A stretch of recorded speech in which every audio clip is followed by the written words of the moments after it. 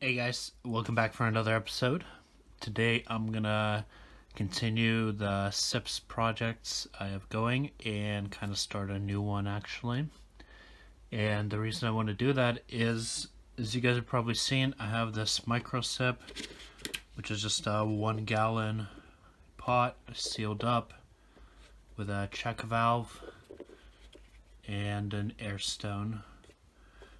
And I'm using a 6-inch net cup as the soil container, and that works really well.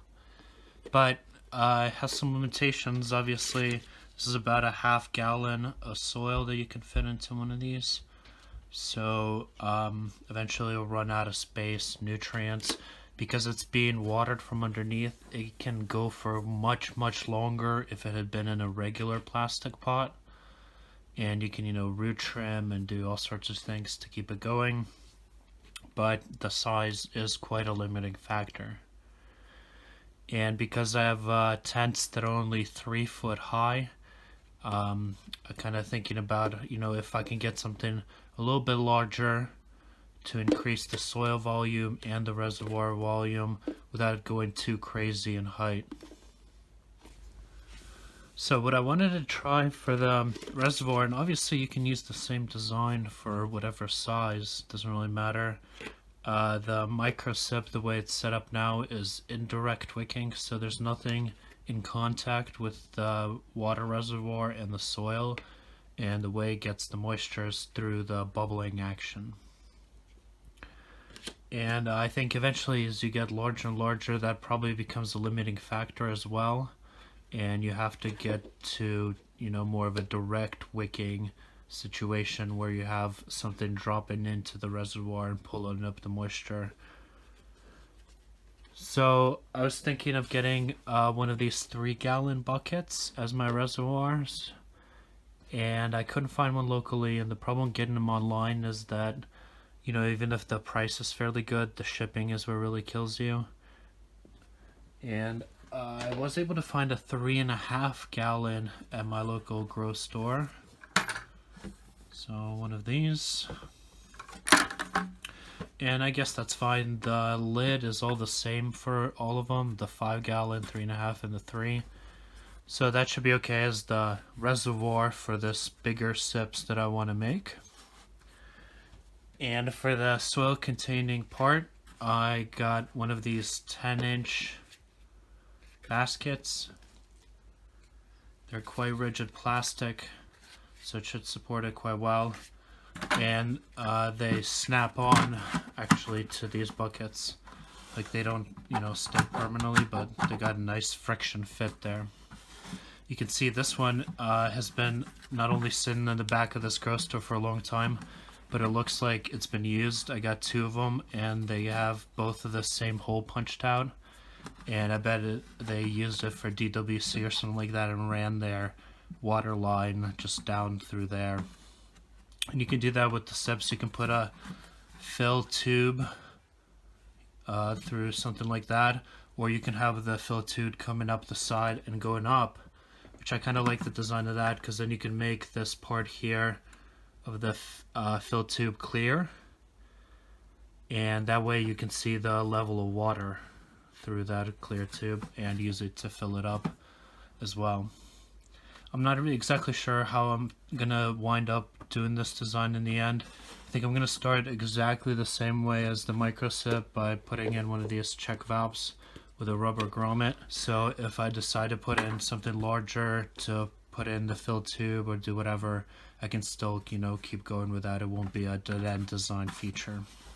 So I got these old used 10-inch baskets for a discount, and together with the bucket and one basket, I think they're about $6 or $7, somewhere around there. And I got 2 of each to try them out. And I think I should be able to clean most of the sauce. And this looks like paint or some scuff marks they probably got as it was moved around in their warehouse.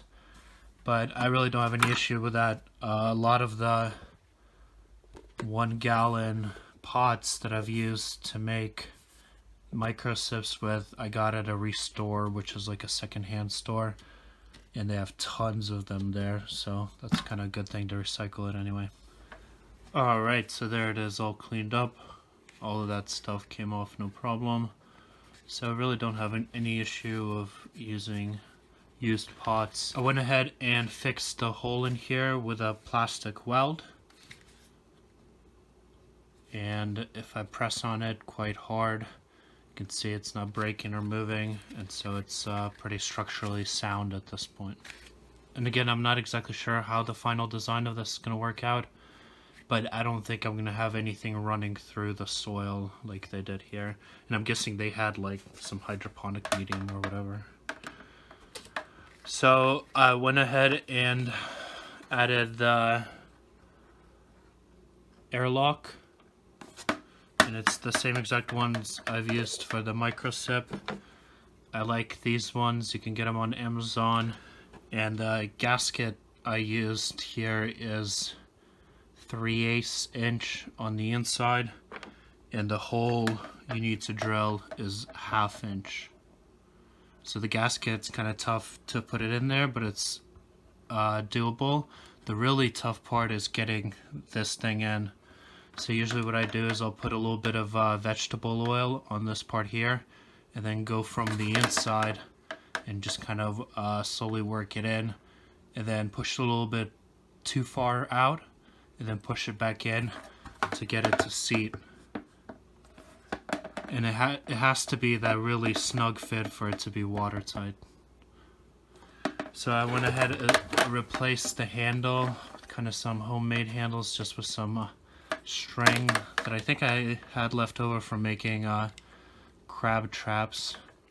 And then there's some 1/2 inch Schedule 40 PVC, and just a knot on the inside there, and a knot on the inside there, so that you can actually pick it up without the handle, you know, hitting the plant. That will eventually be in here.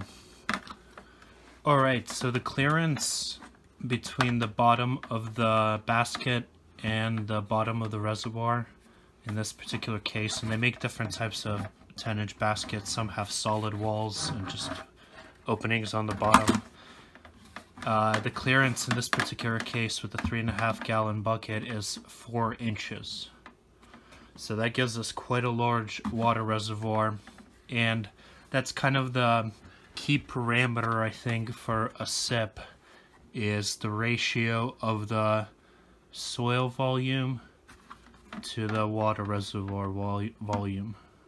And also the surface area, I guess, kind of plays into it as well. And that will kind of give you an idea of how long you'll be able to go in between waterings and things like that. I think I'm just going to test it out as is with an air stone in there. I think I'm going to get one of those pucks and just run it just like the microSIP, with the bubbling and the little droplets that the bubbles fling up being what hydrates the soil.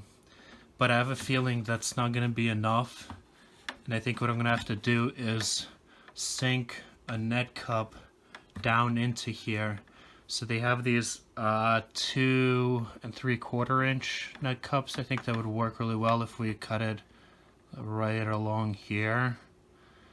And they're usually only about 3 inches deep, so I think either that would work. And they also have one that's the same width, but is like 3.75 inches long for orchids. So we could always use one of those, and then move the air stones, like have 2 on the outside, 2 small ones, and then have this cup sitting down there filled with peat as our kind of wicking area, and then the rest of it filled with soil. I think that's probably what I'm going to have to get to. And I'm kind of considering some options on how to automate the water reservoir refill, so I don't have to take it out.